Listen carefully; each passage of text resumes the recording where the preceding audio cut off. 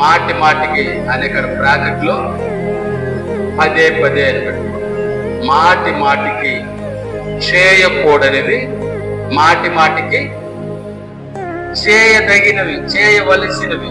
అంటే పదే పదే ఏమి చేయకూడదో, పదే పదే ఏమి చేయాలో. హల్లెలూయా.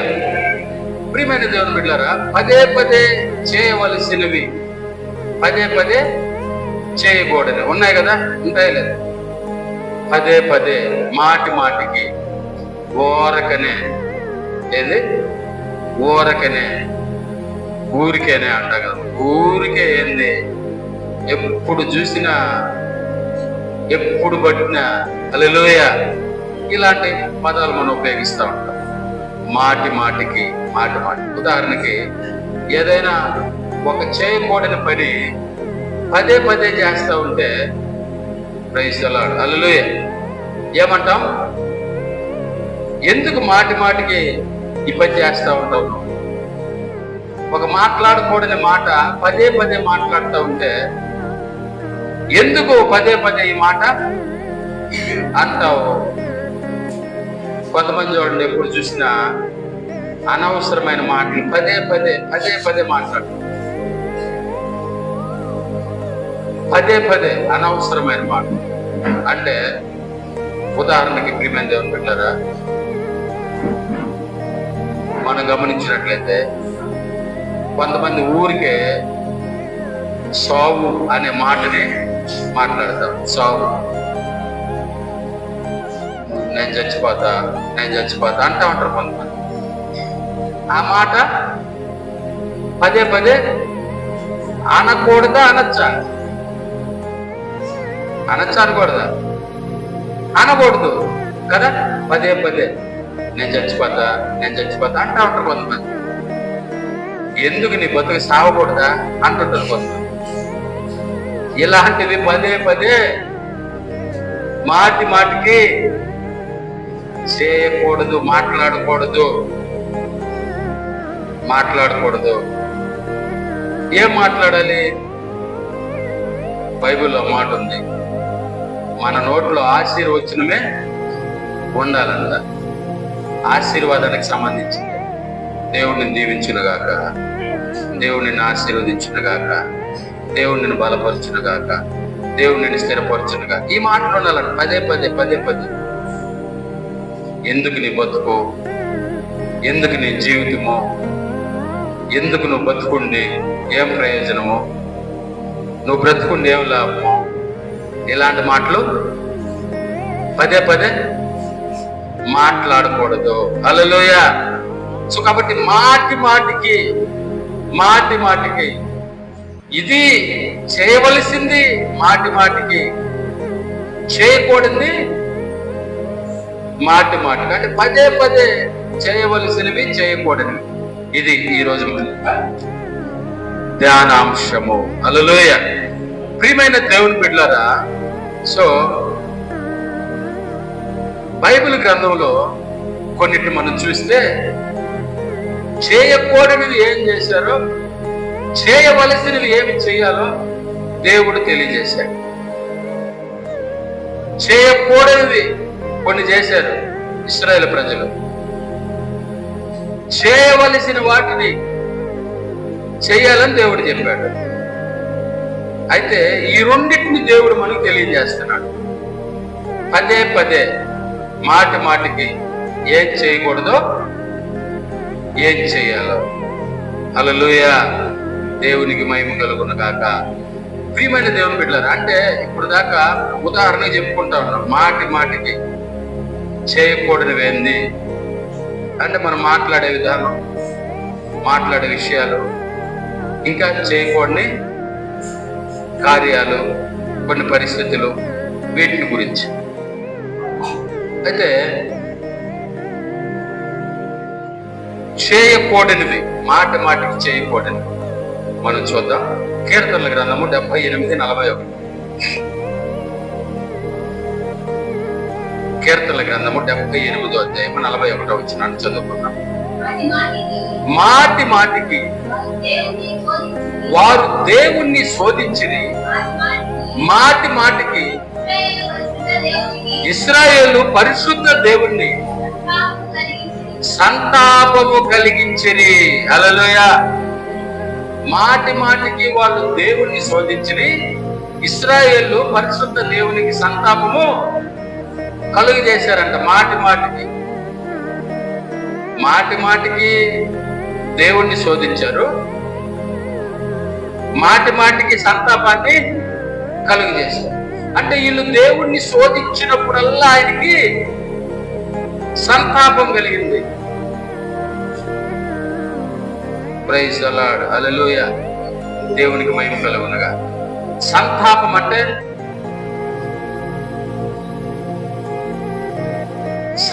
అంటే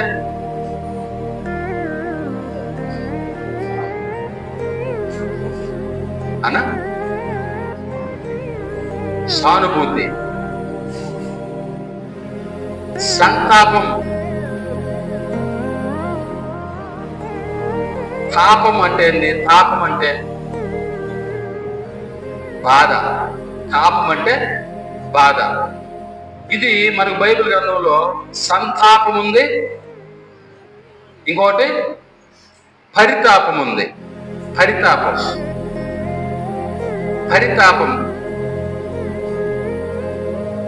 పరితాపము పట్టలేకపోయారంట ఒకసారి ఇశ్రాయేలు. తాపకరమైన పాములు. తాపము అంటే బాధాకరమైనటువంటి పాము, చాలా భయంకరమైన బాధ కలిగించేటువంటి పరితాపం, సంతాపం. ప్రియమైన దేవుని బిడ్డలారా, పరితాపం అంటే ఆత్మీయంగా, శారీరకంగా బాధ, రెండు రకాల బాధ.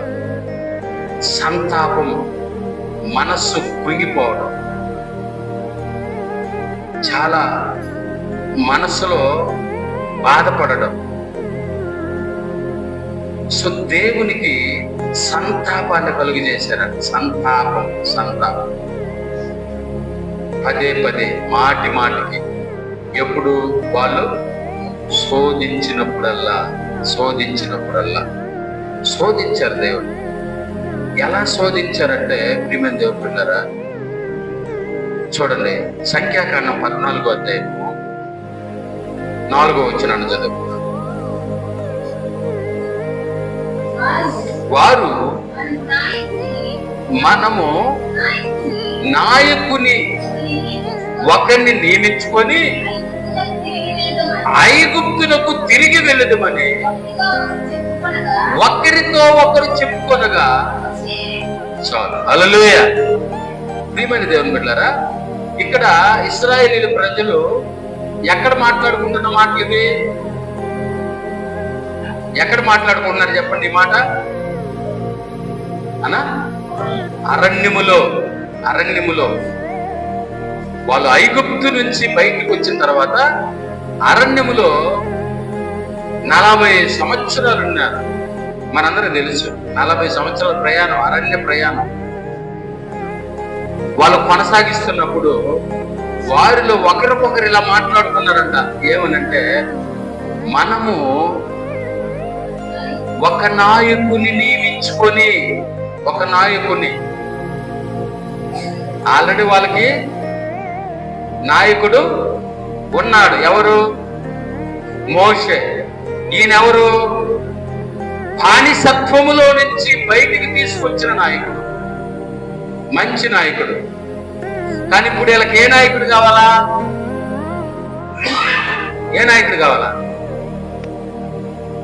చెడ్డ నాయకుడు కావాలా? ఏ నాయకుడు కావాలా? అదే కదా. ఇప్పుడు ఆల్రెడీ మంచి నాయకుడు ఉన్నాడు.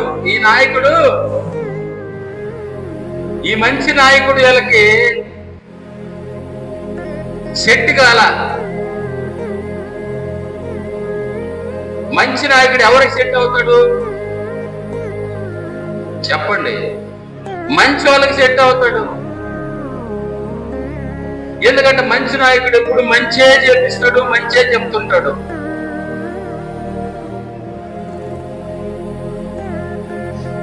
సో చెడ్డవారికి మంచి నాయకుడు చెట్టుగాడు, ఎప్పుడు కూడా చెప్పండి చెట్టుగాడు. సో ఇప్పుడు మంచి నాయకుడు ఉన్నాడు మోషే. తను దేవుని మాట విని తను చేయలేని కార్యాన్ని చేయడానికి పూనుకొని, నేను చేయలేను ప్రభువా, నా చేత కాదయ్యా అన్నాడు. కానీ నువ్వు చేస్తావు, నేను నీకు తోడుగా ఉంటానని చెప్తే దేవుణ్ణి విశ్వసించి నమ్మి ఒక మంచి నాయకుడిగా నిలబడి భయంకరమైన పరిస్థితుల నుంచి, భయంకరమైనటువంటి స్థితిగతుల నుంచి ఇశ్రాయేలు ప్రజల్ని బయటికి తీసుకొని వచ్చి, ఆ తీసుకొచ్చే నేపథ్యంలో ఎర్ర సముద్రం అడ్డించినప్పుడు తను పడ్డ వేదన, బాధ, అవమానాలు, అరణ్యములో వాళ్ళు ప్రయాణం చేస్తూ ఉన్నప్పుడు తను పడ్డ ఎన్నో అవమానాలు నోచుకొని, ఎన్నో భరించి నడిపిస్తున్నటువంటి ఆ మంచి నాయకుడిని పక్కన పెట్టి మనము ఒక నాయకుని నియమించుకొని తిరిగి ఐగుప్తునకు వెళ్దాము అని ఒకరితో ఒకరు చెప్పుకుంటున్నారంట. ఈ నాయకుడు మనకు వద్దు, ఇతడు ఎప్పుడు చూసినా మంచి పనులే చెప్తున్నాడు, మంచే చెప్తున్నాడు, దేవుణ్ణి ఆరాధించమంటున్నాడు, ప్రార్థన చేయమంటున్నాడు, ఈ నాయకుడు మనకొద్దు. ప్రైజ్ ది లార్డ్, హల్లెలూయా. ఈ నాయకుడు మనకొద్దు, మనకు చెడ్డ నాయకుడు కావాలా. ఎవరు కావాలా? చెడ్డ నాయకుడు. మనము చెప్పినట్టు వినే నాయకుడు కావాలి మనకు. మనము చెప్పినట్టు వినే నాయకుడు, మనం చెప్పినట్టు చేసే నాయకుడు మనకు కావాలా. ఆయన్ని ఒకరిని, మనలో ఒకరిని ఏర్పాటు చేసుకుందాం. ఎవరు దానికి సరైన వాళ్ళు చూసుకుందాం, ఆ నాయకుడిని నియమించుకుందాం. మనం తిరిగి ఐగుప్తునికి వెళ్దాం. మనము వదిలేసి వచ్చిన పాపం లేక మరలా వెళ్ళిపోదాం. మనల్ని కష్టపెట్టినటువంటి బానిసత్వాన్ని మరలా మనం తీసుకుందాం. హల్లెలూయా, దేవునికి మహిమ కలుగును గాక. ప్రియమైన దేవుని బిడ్డలారా, ఇలా ఆలోచన చేస్తున్నారండి, ఇలా ఆలోచన చేస్తున్నారు. ఇలా ఆలోచన చేసినప్పుడు ఈ మాటలు ఎవరు వింటున్నారు? దేవుడు వింటున్నాడు, దేవుడు వింటున్నాడు, ఆయన వింటున్నాడు, ఆయన వింటాడు. మనకు తెలుసు మనం ఏడు మాట్లాడుకున్నాడు ఆయన అంటుంటాడు. మనం సల్లగా శివులో చెప్పుకున్నట్టు ఎట్టుంటాడంటే, హృదయములో తలంపు పుట్టక మునిపే ఆయనకి తెలుసు అంట మన ఆలోచన. మనం ఏం మాట్లాడబోతున్నాము, ఏం చెప్పబోతున్నాము, ఏం ఆలోచించబోతున్నాము ఆయనకి తెలుసు. హల్లెలూయా, అంత గొప్ప దేవుడు ఆయన. ఈ మాటలు వింటున్న దేవునికి ఎంత సంతాపం కలిగిందంటే, ఎంత బాధ కలిగిందంటే, ప్రియమైన దేవుని బిడ్డలారా, నిజంగా వాళ్ళు శోధించి ఆ శోధన ఒకసారి కాదు, రెండు సార్లు కాదు, మాటి మాటికి మనకి నాయకుడు వద్దు, మనకు మోషే నాయకత్వం వద్దు, మనం ఒకరిని ఏర్పాటు చేసుకుందాం, ఒకరిని నియమించుకుందాం, తిరిగి ఐగుప్తికి వెళ్దాం. ఈ నెట్ట మనం ఐగుప్తికి తీసుకొని వాడు. ప్రియమైన దేవుని బిడ్డలారా, వదిలేసినటువంటి అభయంకరమైనటువంటి దాని దగ్గరికి, అభయంకరమైనటువంటి ఆ ఐగుప్తు దేశంలోనికి మరలా వెళ్ళడానికి ఆలోచన చేస్తా ఉన్నారు వీళ్ళు. ఆలోచనే కాదు, దాన్ని అమలు కూడా చేస్తా ఉన్నారు. ఒకరితో ఒకరు మాటి మాటికి చెప్పుకుంటా ఉన్నారంట. ఇలా చెప్పుకొని దేవుణ్ణి శోధిస్తా ఉన్నారంట. దేవుణ్ణి ఏం చేస్తున్నారు? శోధిస్తా ఉన్నారంట. ఈరోజు చాలా మంది నిజంగా వాళ్ళు ఆ రోజు చెప్పుకున్నట్టుగా ఈరోజు చాలా మందికి దేవుని సన్నిధిలో ఉండడం అంటేనే ఏది?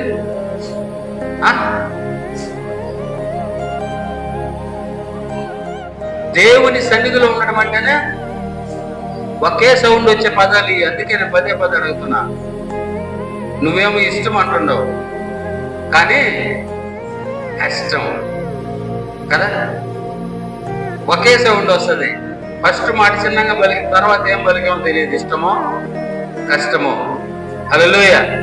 దేవుని సన్నిధిలో ఉండడం అంటేనే కష్టము.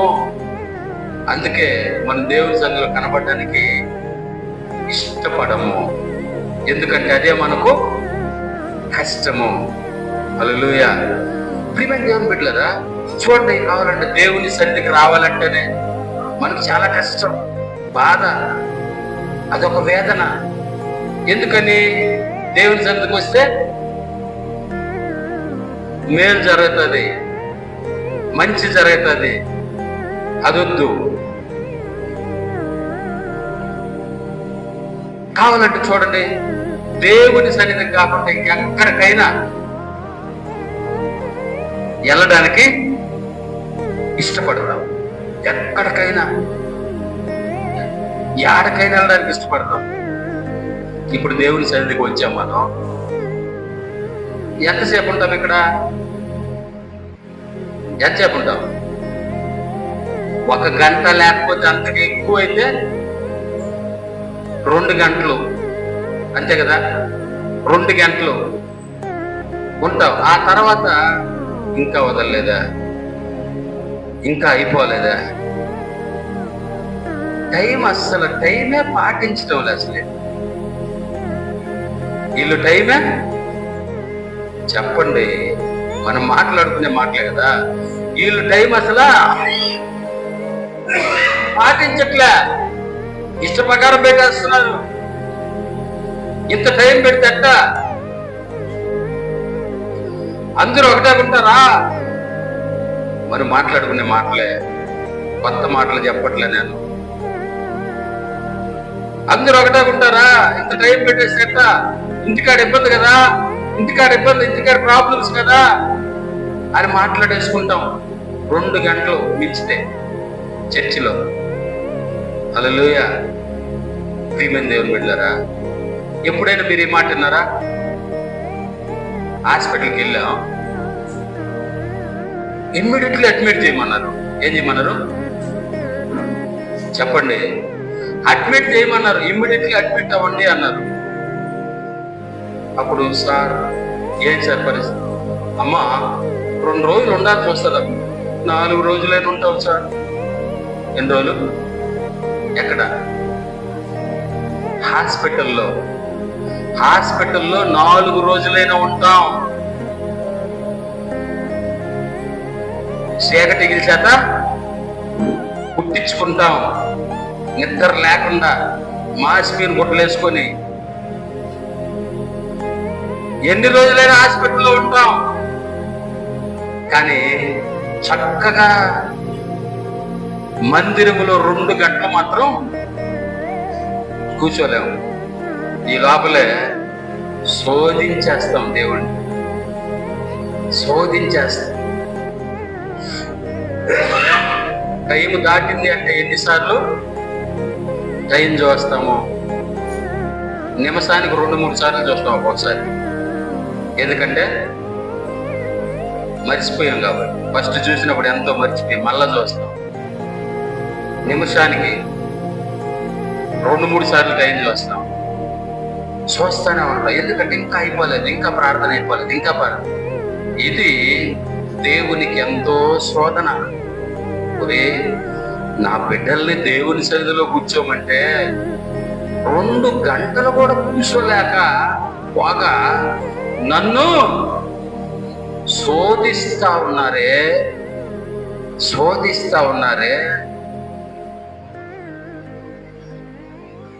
ఎక్కడెక్కడో గంటలు కూర్చుంటారే, హాస్పిటల్లో ఉండడానికి ఇష్టపడుతున్నారే, అనవసరమైన మాటలు వినడానికి, మాట్లాడుకోవడానికి ఇష్టపడుతున్నారే. దేవుని సన్నిధిలో పట్టుమని 2 గంటల సేపు కూర్చోవడానికి ఇష్టపడలేకపోతూ ఉన్నారు ఈరోజు. దేవుని బిడ్డలారా, దేవుని సంగమా, ఈరోజు చాలా మంది దేవుని దగ్గర ఉండడానికి ఇష్టపడట్లేదు. మనము తిరిగి ఎక్కడికి వెళ్తాము? ఐగుప్తు బానిసత్వం, ఐగుప్తు పాపము, ఐగుప్తు భయంకరమైనటువంటి కఠినత్వము, అక్కడికి వెళ్ళడానికైనా ఇష్టపడుతున్నారు, దేవుని సన్నిధిలో ఉండడానికి మాత్రం ఇష్టపడట్లా. అదే దేవునికి శోధన కలుగు చేస్తున్నట్టు మాటి మాటికి ఒక నాయకుడిని ఏర్పాటు చేసుకుందాం, ఒక నాయకుడిని నియమించుకుందాం, ఆ నాయకుడి ద్వారా మనము ఐగుప్తుకి తిరిగి వెళ్దాం, మనం వదిలిపెట్టిన ఆ ప్రాంతానికి మరలా వెళ్దాం, ఆ పాపంలోనికి మరలా వెళ్దాం, వదిలేసిన పాపాన్ని మరలా చేద్దాం. ఈరోజు ఎంతమంది ప్రియమైన దేవుని పెట్టారా దేవుని సన్నిధి నుంచి మరలడానికి, తిరగడానికి ఇష్టపడుతూ ఉన్నారు.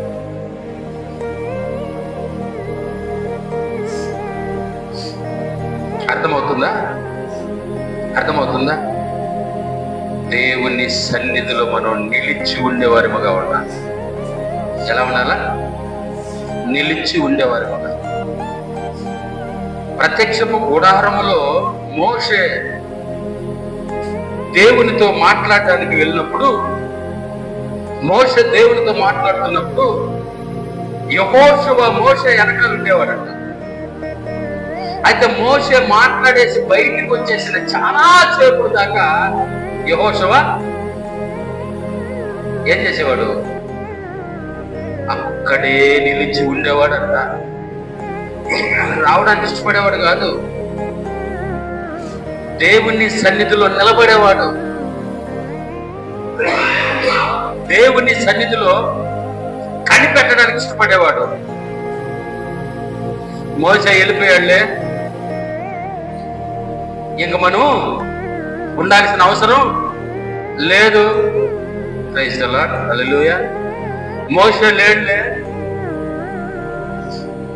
మోషే వెళ్ళాడులే అని చెప్పి యెహోషువ వెనకాల పరిగెత్తేసేవాడు కాదంట.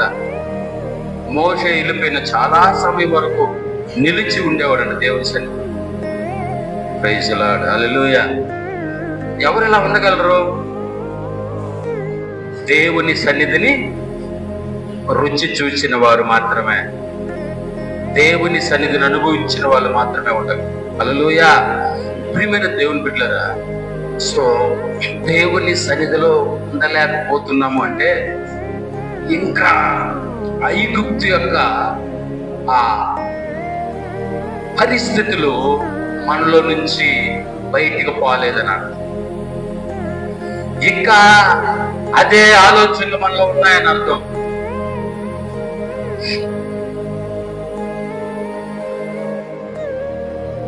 ప్రార్థన జరుగుతూ ఉంటే ఈ మధ్య మేము ఇప్పుడు ఒక దగ్గర సర్వీస్ చూసుకొని వస్తాం కదా, అక్కడ పోయేటప్పుడు ఒక ఆమె ఎప్పుడో వచ్చేసి ఉంటుంది ప్రార్థనకి, కానీ ఆమె ప్రార్థనలో ఉండట్లే, ఎక్కడో ఒక దగ్గర కూర్చొని ఉంటుంది. అర్థమవుతుందా? ఇప్పుడు ప్రార్థన జరుగుతూ ఉంటే ఆల్రెడీ ప్రార్థన 8:30కి స్టార్ట్ అయ్యింది. 8:30కి స్టార్ట్ అయ్యింది. 8:30 టైంకి స్టార్ట్ అయిపోద్ది ప్రార్థన. ఆ మధ్యలో జరుగుతూ ఉంటుంది. ఈ పాప ఎక్కడి నుంచో వస్తుంది, ప్రయాసంగా వస్తుంది, దూరం నుంచి వస్తుంది, దగ్గర కూడా కాదు, మళ్ళా దూరం నుంచి వస్తుంది. వచ్చినామే చిన్నగా పోయి ప్రార్థనలో కూర్చోవట్లే, ఎక్కడో ఒక దగ్గర కూర్చొని ఫోన్ మాట్లాడుకుంటూ ఉండటమో లేకపోతే ఫోన్ చూసుకుంటూ ఉండటమో. కారణం ఏంది? అంతసేపు ఆడ ఎవరు కూర్చుంటారులే, ఖచ్చితంగా ఈ మనసే. అంతసేపు ఎవరు కూర్చుంటారులే, ప్రార్థన అట్లా 9:30, 9:45కి అయిపోద్ది కదా, మనం 9 దాటిన తర్వాత పదం 9:10, 9 కాదు ఆ టైంకి పోయామంటే, వాక్యం స్టార్ట్ అవబోయే టైంకి పోయామంటే ఒక అరగంట సేపు లేకపోతే 40 నిమిషాలు వాక్యం ఉంటుంది, అయిపోద్ది అని చెప్పి ఎక్కడో దూరంగా. ఈరోజు ప్రియమైన దేవుని బిడ్డలారా, ఇలాంటి మనస్సు కలిగిన వాళ్ళు ప్రార్థనకు రావడానికి ఎట్టి పరిస్థితుల్లో కూడా వాళ్ళకి ఇష్టము ఉండదు, కానీ బలవంతంగా వస్తారు. బలవంతంగా వస్తారు. ఈరోజు ఎంతమంది ప్రార్థనకు బలవంతంగా వస్తున్నారు మనకు తెలుసు. మనం ఎలా వస్తున్నామో మనకు చెప్పండి, తెలుసా తెలీదా? తెలుసు. మనం ఎలా ప్రార్థనకు వస్తున్నామో మనకు తెలుసు. మనం బలవంతంగా వస్తున్నామా, ఇష్టంగా వస్తున్నామా మనకు తెలుసు. కారణం, ఇంకా ఐగుప్తు మనలో నుంచి బయటికి వాళ్ళ అయ్యే మెదలుతా ఉన్నాయి. ఎన్ని కష్టాలైన ఐగుప్తే మేలు, ఎన్ని ఇబ్బందులైన ఐగుప్తే మేలు అనుకున్నారు వాళ్ళు. అరణ్యములో వాళ్ళకి సాగుతున్నట్టు ఎవరు కూడా లేదు. ఎంత ప్రియమైన దేవుని బిడ్డలారా, నిజంగా వాళ్ళు కాళ్ళకేసుకున్న చెప్పులు అరిగిపోలేదంట, గుడ్డలు మాయలేదంట, శనగలేదంట. అసలు విచిత్రంగా తెలుసా, వాళ్ళతో పాటు వాళ్ళ చెప్పులు కూడా పెరిగాయంట, వాళ్ళ గుడ్డలు కూడా పెరిగాయంట. గుడ్డ మాయలే. ఎంత అద్భుతమైనటువంటి ఈ అనుభవాన్ని వాళ్ళు పూర్తిగా తీసుకోకుండా ఇంకా ఐగుప్తునే ఆలోచన చేస్తావు.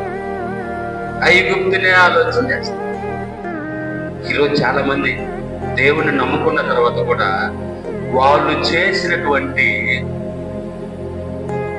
ప్రియమైన దేవుని బిడ్డారా, ఆ మొదట దేవుని ఎరగక ముందు జరిగిన కార్యాల గురించే ఆలోచన చేస్తాం.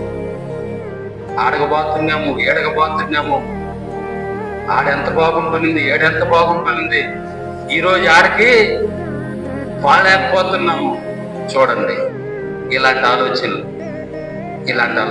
ఆడికి ఏడకంటే చెప్పాల్సిన అవసరం లే, తెలుసు కదా. తెలుసా తెలీదా?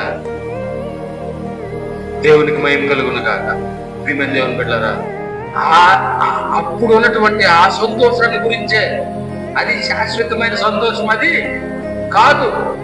తెలిసి కూడా అదే కావాలా. మన ఐగుప్తులైతే అన్ని రకాల కాయలు దొరుకుతున్నాయి. ఎడ మన్నా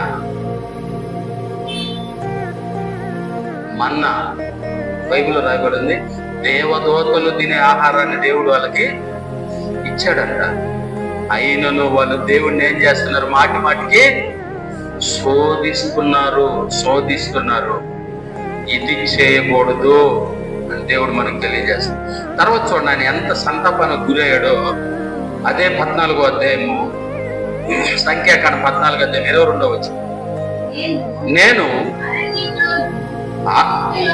ఐగుప్తులోను అరణ్యములోను చేసిన సూచక క్రియలను, నా మహిమను చూచి ఈ మనుషులందరూ, ఈ 10 మారులు నా మాట వినక నన్ను శోధించిరి.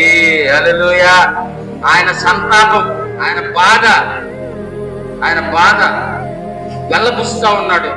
ఏమనంటే, నేను ఐగుప్తులోను అరణ్యములోను వాళ్ళ మధ్యలో నేను చేసిన కార్యాలు, నేను చేసిన అద్భుతాలు, నేను చేసిన ఆ మహిమోత్తరమైనటువంటి కార్యాలు ఇన్ని నేను చేస్తే వీళ్ళు ఏం చేస్తున్నారు? పదే మాటికి నన్ను శోధిస్తా ఉన్నారు. ఎంత బాధని వెళ్ళబుస్తా ఉన్నారు. ఆయన ఒక్కసారిగా ఆలోచన చేస్తాడు, అయ్యో నేను ఇంతగా వీళ్ళ కోసం నేను పరితపిస్తుంటే, వీళ్ళ కోసం నేను ఇంతగా చేస్తా ఉంటే, వీళ్ళేమో నన్ను శోధిస్తా ఉన్నారు. మాటికి నన్ను శోధిస్తా ఉన్నారు. నేను చేసిన కార్యాలయాలకి ఎంత మాత్రం గుర్తులేవు, మర్చిపోయారు. ప్రియమైన దేవుని బిడ్డారా, దేవుడు ఎంతగా ఆయన సంతాపాన్ని తెలియజేస్తా ఉన్నాడో మనం చూడొచ్చు. సో మనము దేవుణ్ణి మాటికి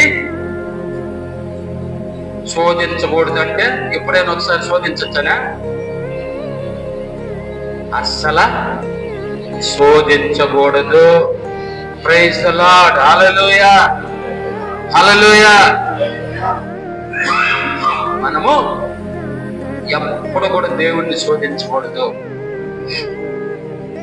శోధన దేవునికి రానికూడదు.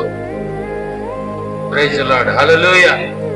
ప్రియమైన దేవుని బిడ్డలారా, సో మనము చేయకూడనిది, మాటికి చేయకూడనిది నంబర్ 1, దేవుణ్ణి శోధించకూడదు. దేవుణ్ణి ఏం చేయకూడదు?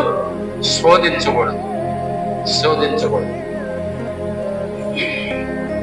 తర్వాత చూద్దాం. సామెతల గ్రంథము 17వ అధ్యాయం 9వ వచనం. సామెతల గ్రంథము 17వ అధ్యాయం 9వ వచనం.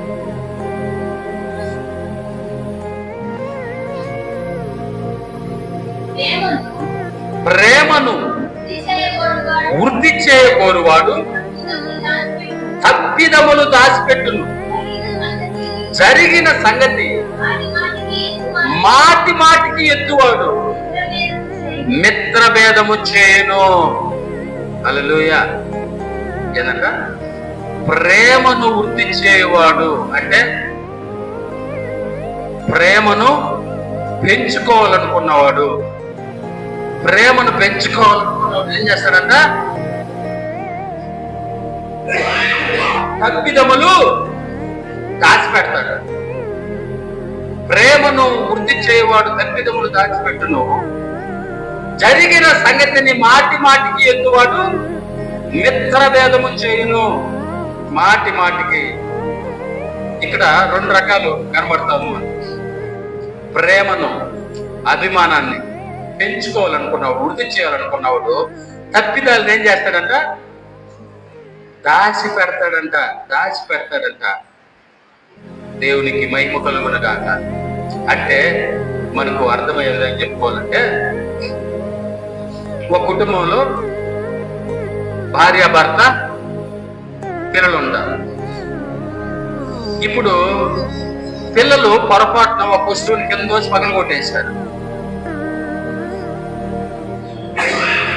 పిల్లలు ఒక వస్తువుని కింద దోసి పగలు కొట్టేశారు. అయితే ప్రేమను వృద్ధి చేసుకోవాలనుకున్న వాళ్ళు ఏం చేస్తారు?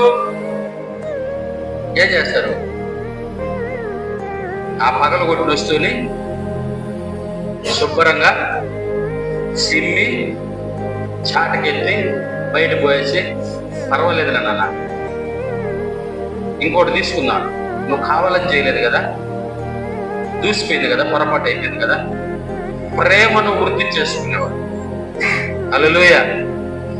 జరిగిన సంగతిని మాటికి ఎత్తి మిత్రభేదం చూపే వాళ్ళు ఏం చేస్తారంటే,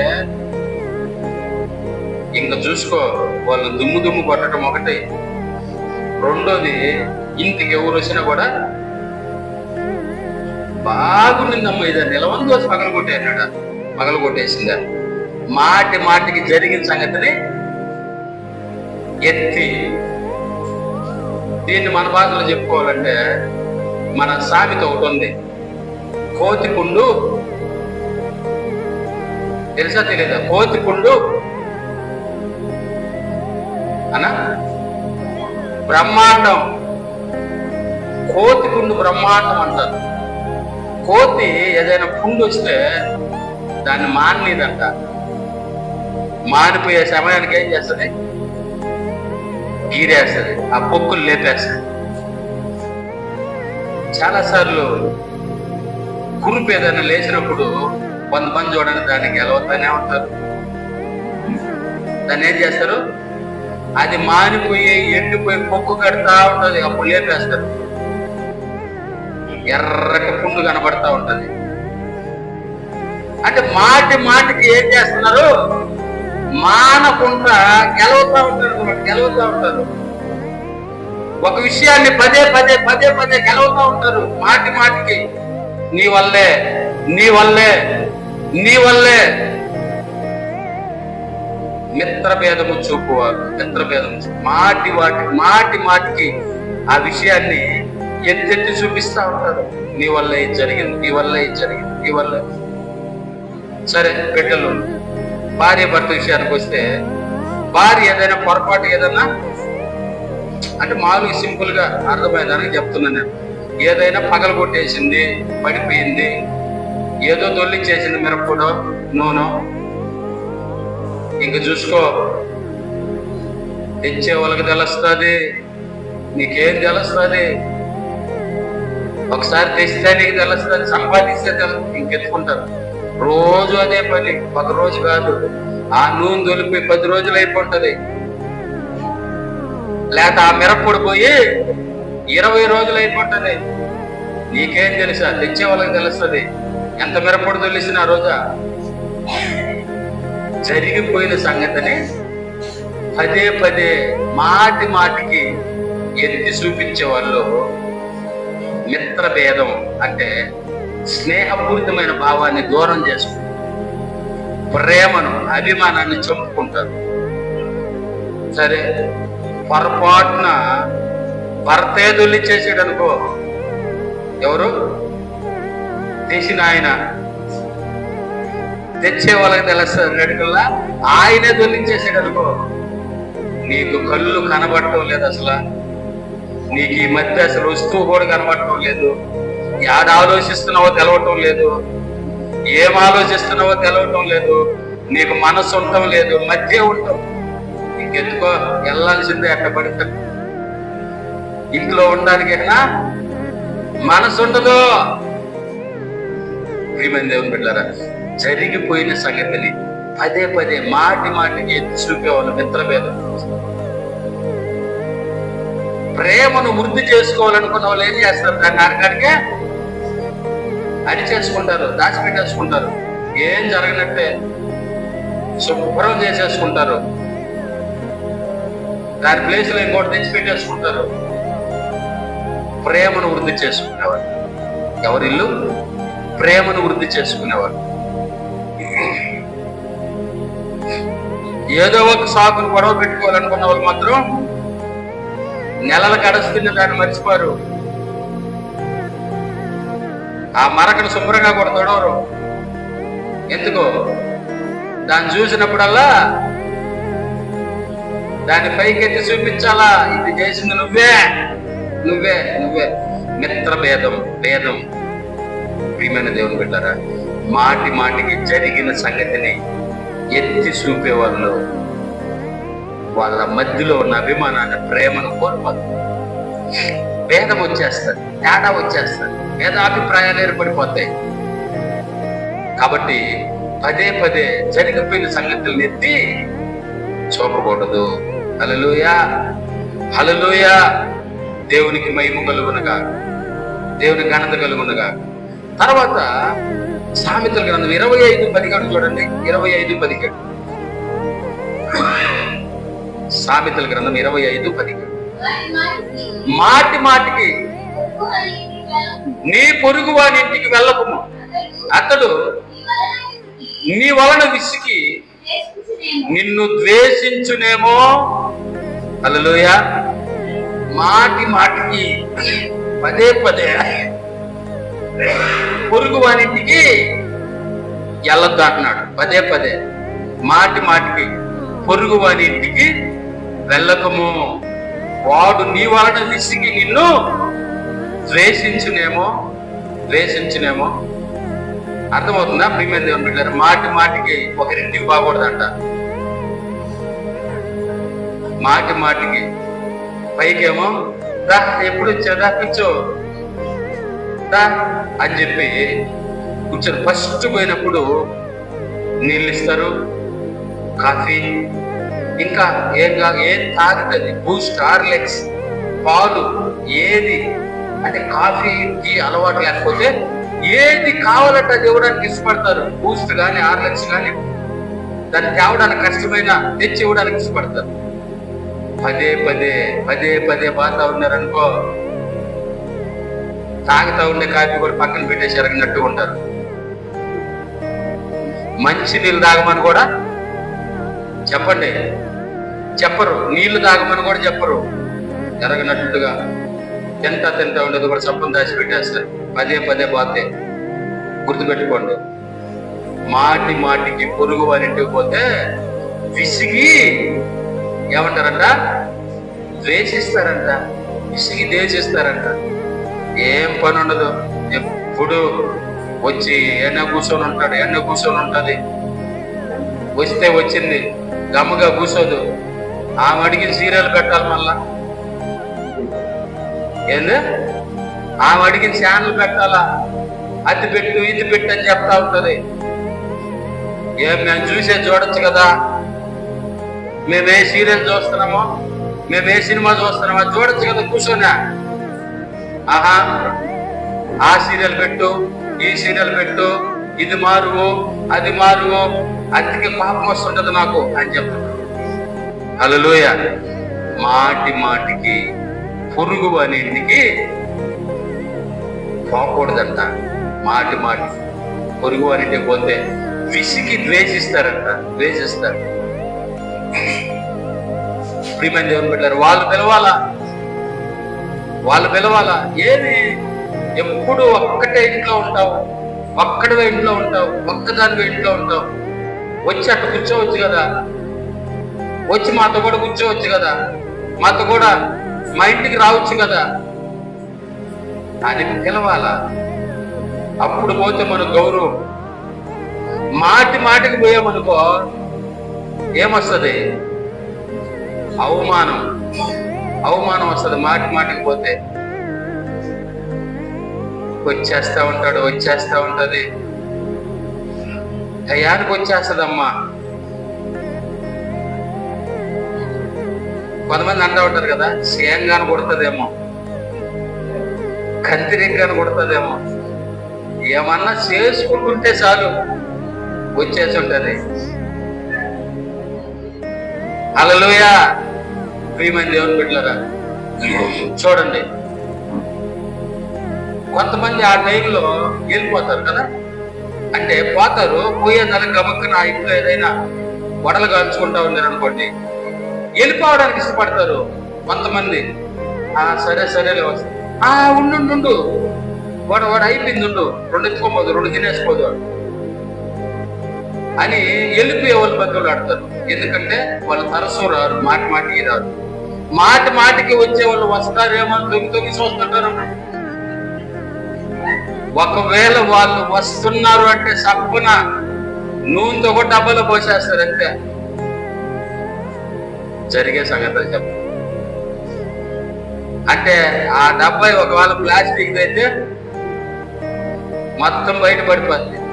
ఆయన ఎవరో చెప్తున్నాడు ఈ మధ్య, గుర్తొస్తా ఉంది. అన్నాడు కదా, పొట్టిగా ఉంటాడు జోసఫ్ పాస్టర్, యూట్యూబ్ లో పొట్టిగా ఉంటాడు చూడు. ఆయన ఒక ఇంటికి పోతాడ మాస్టర్, పాపం ఏదో తినేటివి చేస్తా ఉంటే చప్పని మంచం కింద పెట్టేసిందంట. ఆ తర్వాత ఆయన పోయి మాట్లాడి ప్రార్థన చేసి వస్తా ఉంటే పిల్లోడు పరిగిసిరాడంట.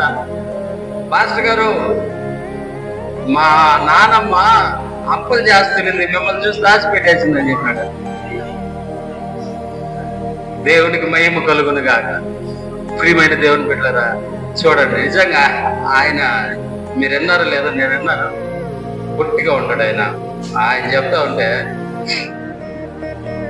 జరిగే సంగతులు నిజంగానే. దైవ సేవకులు వస్తున్నప్పుడు కూడా వాళ్ళు ఏదైనా చేస్తుంటే ఏం చేస్తారు చెప్పండి? చప్పని దాచిపెట్టేస్తారు, వాసన కూడా రాకుండా చేసేస్తారు. ప్రియమైన దేవుని బిడ్డలారా, నిజంగా అది అలా చేయకూడదు. ఎవరికైనా వాళ్ళు మాటికి వచ్చిన మనం వాళ్ళకి ఏం చేయాలా? పెడతానే ఉండాలా. మన దోష కలుసుకొని లేదని చెప్పి వాడీయకుండా ఉండకూడదు. వాళ్ళు ఇచ్చినా ఇయ్యకపోయినా మనం ఏం చేయాలా? ఆమె చెప్పుకున్నాం కదా, పెట్టే వాళ్ళకి పెడితే ప్రయోజనము లేదంట. పెట్టలేని వాళ్ళకి పెట్టాలంట, పెట్టలేని వాళ్ళకి అప్పుడంత ప్రయోజనం. ప్రియమైన దేవుని బిడ్డలు, సరే, మాటికి పొరుగు వారి ఇంటికి పోకూడదంట. గుర్తుపెట్టుకోండి, మాటికి పోయామంటే వాళ్ళు విసుగు చెంది ద్వేషిస్తారంట. ఓకేనా? ఇది చేయకూడనివి, మాటి మాటికి చేయకూడని విషయాలు, మాటి మాటికి చేయవలసిన విషయాల్లో మనం చూస్తే లోకాసు వార్త 11:8 చదవండి. లోకాసు వార్త 11:8.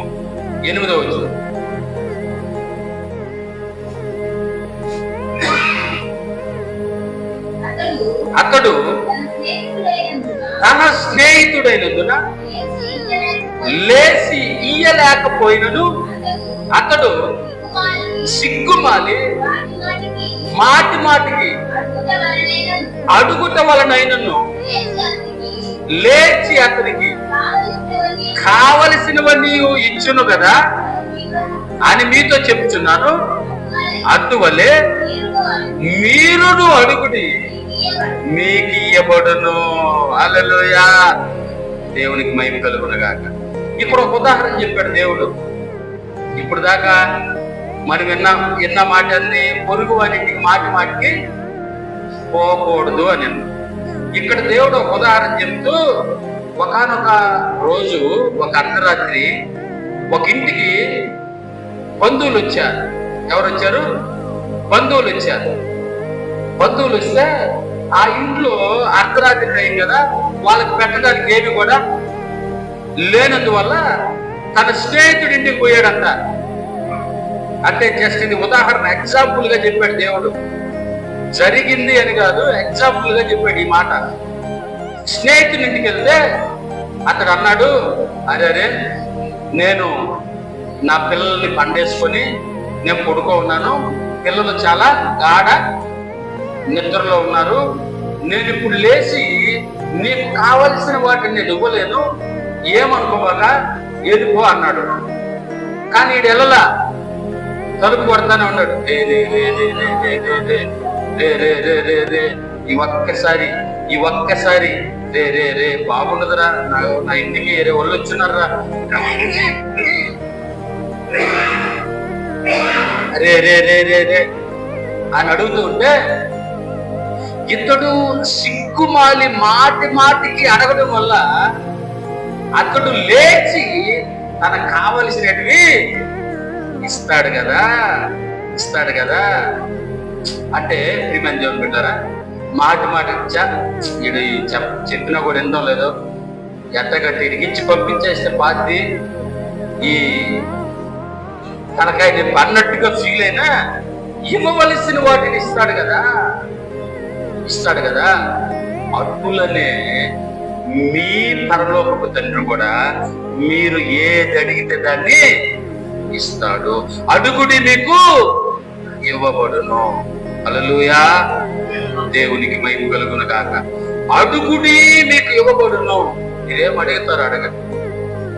ఒక్కసారి అడిగి ఇంకెవ్వళ్ళే, ఇంకిచ్చేటట్లేళ్ళే, ఇంకియ్యబడలే అని చెప్పి గమ్మగైపోతారు. అడగండి అడుగుతానే ఉన్నాను. ఎప్పుడు పదే అడగాల్సి వస్తుందంటే ఎవరిని?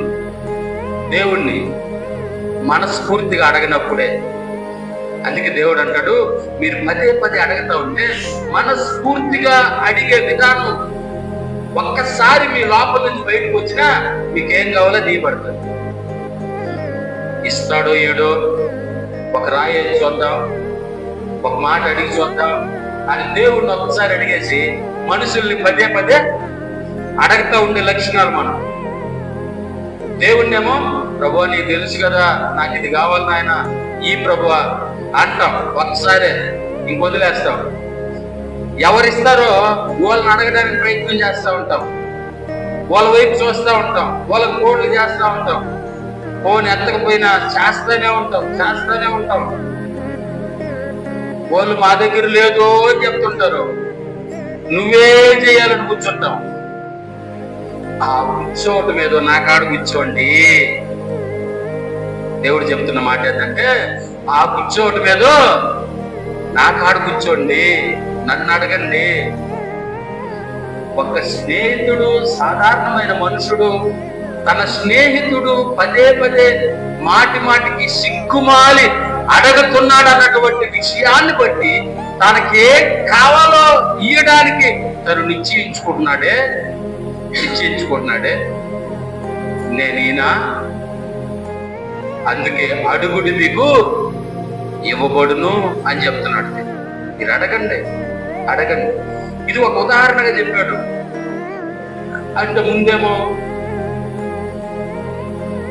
పొరుగు వారి ఇంటికి మాటి మాటికి పోకూడదండి వాక్యం చెప్పింది, దేవుడు చెప్పాడు. మరి ఇక్కడేమో యేసు ప్రభు సిగ్గుమాలని పదే పదే స్నేహితుని అడగమని చెప్పట్లే. అలా అడిగితే ఏనంట, అలా అడిగితే దేవునికి మహిమ కలుగును గాక.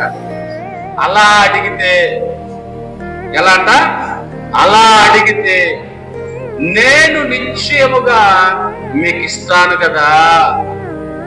నేను లేదు పోయి రండి అని చెప్పను కదా. అందుకే మాటి మాటికి ఏరే వాళ్ళని, మనుషుల్ని పోయి అడిగేదానికంటే మనస్ఫూర్తిగా హృదయపూర్వకంగా ఒక్కసారి నన్ను అడగండి, నేను మీకు దేవునికి మహిమ కలుగును గాక ఇచ్చేస్తానని చెప్తున్నాడు. కానీ మనం చేసేది ఏంటంటే ఒక్కసారి దేవుడిని అడుగుతాం, మాటి మాటికి పదే పదే మనుషులు. మరొక ఉదాహరణ చెప్పాడు. ఏం చెప్పండి? మానక ప్రార్థన చేయాలని, విసుకక ప్రార్థన చేయాలని చెప్తూ, అంటే మాటి మాటికి ప్రార్థన చేయాలని అర్థం చెప్తూ, ఒకానొక ఊరిలో ఒక వెధవరాలు, అదే ఊరిలో అన్యాయస్తుడైన న్యాయాధిపతి ఉన్నాడు. ఈ అన్యాయస్తుడైన న్యాయాధిపతి దగ్గరికి వెధవరాలు తనకును తన ప్రతివాదికి న్యాయము చేయమని మాటి మాటికి పోయి అడగడం వల్ల అతడు తనలో తాను అనుకున్నాడంట, ఈమె మాటి మాటికి వచ్చి నా దగ్గర న్యాయం కోరుతుంది కాబట్టి ఈమెకు నేను న్యాయం చేయాలా అని మనసులో అనుకున్నాడు. హల్లెలూయా. ప్రియమైన దేవుని బిడ్డలారా, అలా ఒక అన్యాయస్తుడైన న్యాయాధిపతి ఒక సాధారణ మనిషి కూడా అతనంతో అన్యాయస్తుడైన వాడే. ఆ విధంగా అనుకుంటే మరి నేను మీకు న్యాయం చేయనా? మీరు నా యొద్ద ప్రార్థన చేసినప్పుడు మాటి మాటికి గోజాడ వలనని రాయబడింది. ఆమె గోజాడిందంట. గోజాడడం అంటే బ్రతిమలాడటం, యాచించడం. ఈ యాచన, బ్రతిమలాడటం ఎవరి దగ్గర చూస్తాం మనం? ఎవరి దగ్గర చూస్తాం?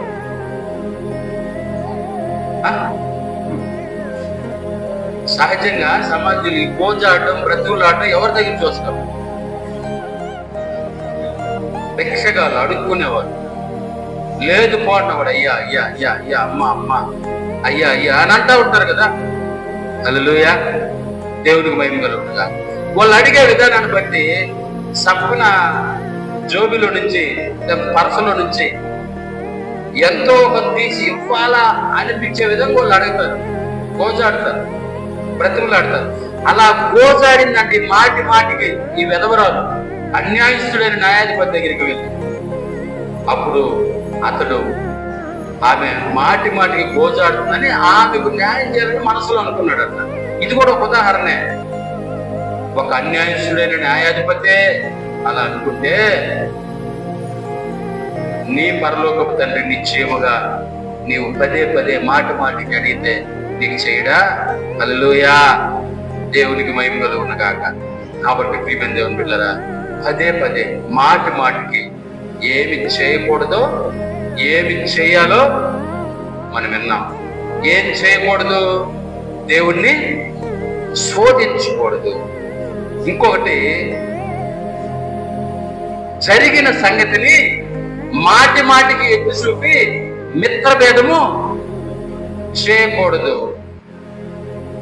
మరొకటి, పొరుగు వారింటికి మాటికి వెళ్ళకూడదు. సో ఏది చెయ్యాలి అంటే మాటికి దేవుణ్ణి బతిమలాడాలి, దేవుణ్ణి గోజాడాలి, దేవుణ్ణి అడగాల, దేవుణ్ణి గోజాడాల, మాటి పదే ఇలా చేసినప్పుడు మీకు ఏం కావాలో అది నేను మీకు ఇస్తాను అని దేవుడు చెప్తా ఉన్నాడు. ప్రియమైన దేవుడు పెట్టారు. హల్లెలూయా, హల్లెలూయా. కాబట్టి ముందు చెప్పబడినవి చేయకుండా తర్వాత చెప్పబడినవి చేస్తే మాటి మాటికి ప్రయోజనం ఉంటుంది అని చెప్పి దేవుడు మనకు తెలియజేస్తాడు. కాబట్టి మాటి మాటికి మనం దేవుని సన్నిధిలో విసుకక ఏదో ఒకసారి కూర్చొని, ప్రభువా ఎంత ప్రార్థన చేసినా నాయనా ఎక్కడ ప్రభువా నాకు అసలు కార్యమే జరగట్లేదని చెప్పి ఏదో చెప్పడం కాదు. ప్రియమైన దేవుని బిడ్డలారా, ఇది దేవుణ్ణి శోధించడం. ఏది నాకు దేవుడు ఏం చేశాడు, నాకు దేవుడు ఏం మేలు చేశాడు, నాకు దేవుడు ఏం చేయలేదు. ఇదే కదా ఇశ్రాయేలు ప్రజలు. మరలా తిరిగి మనము ఎక్కడికి వెళ్దాం? ఐగుప్తుకి వెళ్ళిపోదాము. ఈడ వేస్ట్, ఈడ దండగా, ఈ అరణ్యములో ఏం ప్రయోజనం లేదు. ఇలాంటివి ప్రియమైన దేవుని బిడ్డలారా, ఇశ్రాయేలు ప్రజలు ఆ దినాన్ని మాట్లాడుకుని దేవుడిని శోధించి సంతాపానికి గురి చేశారంట. కానీ ఈరోజు మనం అలా మాట్లాడే వాళ్ళకి ఉండకూడదు. దేవుని సన్నిధిలో మోకరించి మాటి మాటికి దేవుణ్ణి అడగాల, మాటి మాటికి దేవుణ్ణి పోచాడాలి, బ్రతిమలాడాలి. అట్టి గొప్ప కృప దేవుడు మనందరికీ దయచేయును గాక.